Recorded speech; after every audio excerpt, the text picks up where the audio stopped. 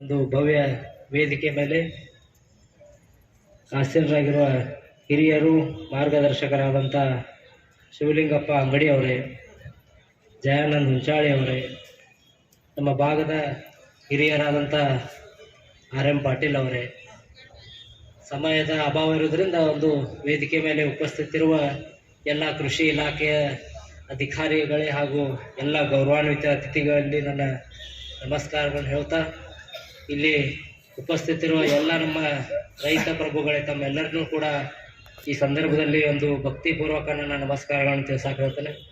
ಈಗಾಗಲೇ ಯಾಕಂತಂದರೆ ಈ ಒಂದು ಕಾರ್ಯಕ್ರಮದ ಉದ್ಘಾಟನೆಯನ್ನು ರಮೇಶಪ್ಪ ಅವರು ಒಂದು ಬಸವೇಶ್ವರ ವೃತ್ತದಲ್ಲಿ ಬಸವೇಶ್ವರ ಅವರ ಒಂದು ವೃತ್ತಕ್ಕೆ ಪುಷ್ಪ ಸಮರ್ಪಣೆ, ಆ ನಂತರ ಒಂದು ನಮ್ಮ ಭಾರತೀಯ ಸಂಪ್ರದಾಯ ಪ್ರಕಾರ ಏನು ನಾವು ಆ ಗೋವನ್ನು ಪೂಜೆ ಮಾಡ್ತೇವೆ, ಆ ಗೋವನ್ನು ಪೂಜೆ ಮಾಡುವ ಮುಖಾಂತರ ಈ ಒಂದು ಕಾರ್ಯಕ್ರಮಕ್ಕೆ ಚಾಲನೆ ನೀಡಿದರು.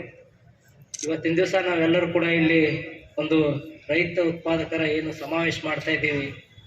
ನಮ್ಮ ರೈತರು ನಾವು ಯಾಕಂದರೆ ಈಗೆಲ್ಲ ಕಾರ್ಪೊರೇಟ್, ಈ ಒಂದು ಕಾರ್ಯಕ್ರಮ ನೋಡೋ ಕಾರ್ಪೊರೇಟ್ ಲುಕ್ ಬಂದಾಗ ಅನಿಸುತ್ತೆ ನಮ್ಗೆ. ಯಾಕಂದ್ರೆ ನಮ್ಮ ರೈತರು ಕೂಡ ಒಂದು ಕಾರ್ಪೊರೇಟ್ ಲೆವೆಲಿಗೆ ಬರಾಕತ್ತಾರೆ. ಯಾಕಂದ್ರೆ ನಮ್ಮ ರೈತರು ಬರುವಂಥ ದಿನಮಾನದಲ್ಲಿ ನಮ್ಮ ರೈತರು ಯಾಕಂದರೆ ಈಗ ನಾವು ನೋಡ್ತೇವೆ, ಯಾಕಂದ್ರೆ ನಮ್ಮ ರೈತರ ಸಾಕಷ್ಟು ತಾವು ಬೆಳೆಯನ್ನು ಬೆಳಿತೀರಿ, ಎಲ್ಲ ತಾವು ಸಾಕಷ್ಟು ಪರಿಶ್ರಮ ಪಡ್ತೀರಿ, ಆದರೆ ಅದಕ್ಕೆ ಒಳ್ಳೆಯ ಬೆಲೆ ಸಿಗುವಂತೆ. ಯಾಕಂದ್ರೆ ತಾವನ್ನು ಪ್ರೊಸೆಸ್ ಮಾಡೋದಿಲ್ಲ. ನೀವು ಹೆಂಗಿರುತ್ತೆ ಕಚ್ಚಾ ಅದೇನಿರ್ತದೆ ಅದನ್ನ ಕೊಡೋದ್ರಿಂದ ಅದಕ್ಕೆ ರೇಟ್ ಕಮ್ಮಿ ಇರ್ತದೆ. ಅದಕ್ಕೆ ನಮ್ಮ FPOಗಳು ಬರೋದ್ರಿಂದ ಸ್ವಲ್ಪ ಪ್ರೊಸೆಸಿಂಗ್ ಮಾಡಿರ್ಬೋದು, ಪ್ಯಾಕಿಂಗ್ ಮಾಡಿರ್ಬೋದು, ತಮಗೆ ಸ್ವಲ್ಪ ರೇಟ್ ಒಳ್ಳೇದು ಸಿಗಲಿ ಅನ್ನೋವಂಥ ಒಂದು ಉದ್ದೇಶದಿಂದ ನಮ್ಮ FPOಗಳು ಎಲ್ಲ ಕೆಲಸ ಮಾಡತ್ತವ.